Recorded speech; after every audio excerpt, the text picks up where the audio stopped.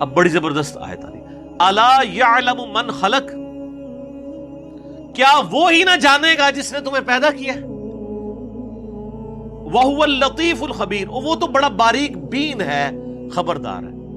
یعنی کسی بھی دنیا میں بھی آپ دیکھ لیں، یہ گھڑی ہے، گھڑی تو ہم پہنتے ہیں، ٹائم دیکھتے ہیں، بہت انفارمیشن ہے اس کے بارے میں، لیکن سب سے زیادہ انفارمیشن اس کے پاس ہوگی جس نے اس گھڑی کو بنایا ہے، اس کو ڈیزائن کیا ہے، اس میں گیئرز کا سسٹم رکھا ہے، پھر ان کو ایک مینیجبل فارم میں جوڑا ہے، پھر سیل لگائی ہے اس کو واٹر پروف کرنے کے لیے، اس کو جوڑا ہے، سب سے زیادہ نالج اس کے پاس۔ تو اللہ تعالیٰ ہمارا کہ جب ہم تمہارے دل کے حال کو بھی جاننے والے ہیں، تو اس پہ اللہ تعالیٰ اپنا یونیورسل ٹروتھ دے رہا ہے، الا یعلم من خلق، کیا وہی نہ جانے گا جس نے پیدا کیا ہے؟ یعنی کائنات میں تمہیں اگر کوئی سب سے زیادہ جان سکتا ہے تو وہ جانے گا جس نے تمہیں پیدا کیا ہے۔ سورہ نجم میں آیا نا کہ وہ تو تمہیں اس وقت سے جانتا ہے جبکہ تم ایک ایمبریو کی شکل میں تھے، تو اپنے آپ کو نہ کہا کرو کہ میں بہت نیک ہوں، وہ جانتا ہے تم میں سے کون پرہیزگار۔ انسان کی کیا اوقات ہے؟ اللہ والذی جعل لکم الارض ذلولا فامشوا فی مناکبہا، وہی اللہ ہے جس نے زمین کو نرم کر دیا ہے تاکہ تم اس میں اطمینان سے چلو اس کے راستوں پر، وکلوا من رزقہ، اور کھاؤ اس میں سے جو رزق تمہارے لیے اس نے پیدا کیا ہے، والیہ النشور، اور اسی کی طرف تم کو اٹھ کر جانا ہے۔ دیکھیں اس زمین سے اللہ نے انسان کو اٹھایا، اس زمین کو خوراک کا ذریعہ بنایا، اس زمین میں ہی لوٹائے گا، چاہے آپ قبر کے اندر پہنچ جائیں، چاہے آپ کو جلایا جائے، راکھ پھر زمین میں ہی جائے گی، آپ ایئر کریش میں ختم ہو جائیں آپ زمین میں ہی آگے ختم ہوں گے، آپ سمندر میں ڈوب جائیں آپ زمین میں ہی ختم ہو رہے ہیں، جو کچھ ہے اسی زمین کے اندر ہی ہوگا، اور اسی زمین سے اس نے تمہیں اٹھانا ہے۔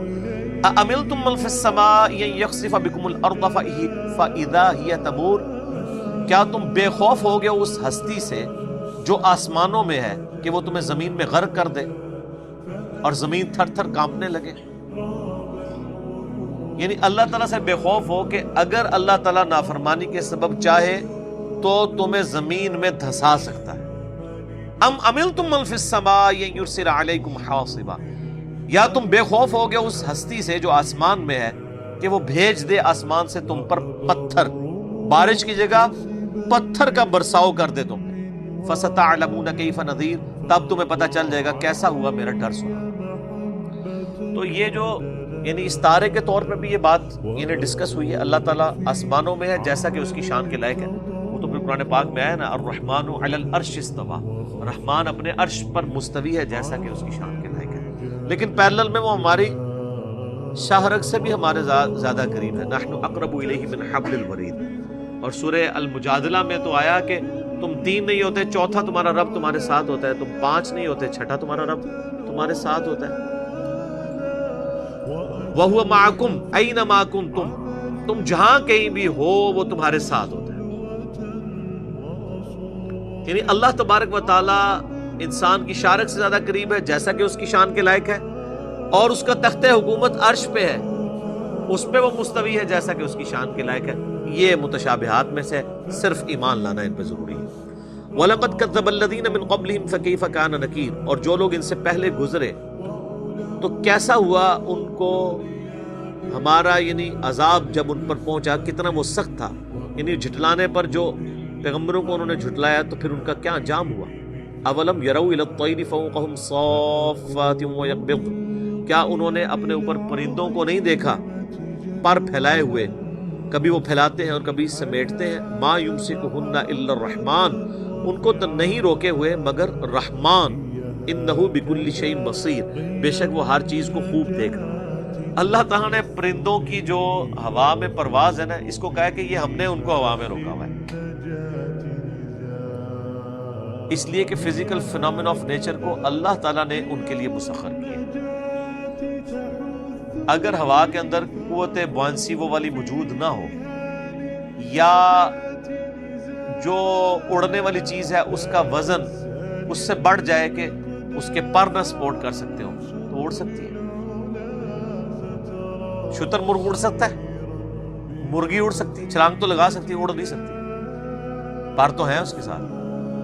اور انسان تو ویسے ہی نہیں اڑ سکتا، بزرگ بھی نہیں اڑ سکتے۔ سر کوئی نہیں اٹھ سکتا، سب کہانیاں۔ اچھا پھر پتہ کیا کہانیاں کراتے ہیں؟ کہتے ہیں دیکھیں جی مادی ترقی اتنی ہے کہ گورے کا بنایا ہوا موبائل 10,000 کلومیٹر سے سن رہا ہے، تو اللہ کا ولی کیوں نہیں سن سکتا؟ بندہ کہتا ہے ہاں یار گل تو صحیح ہے،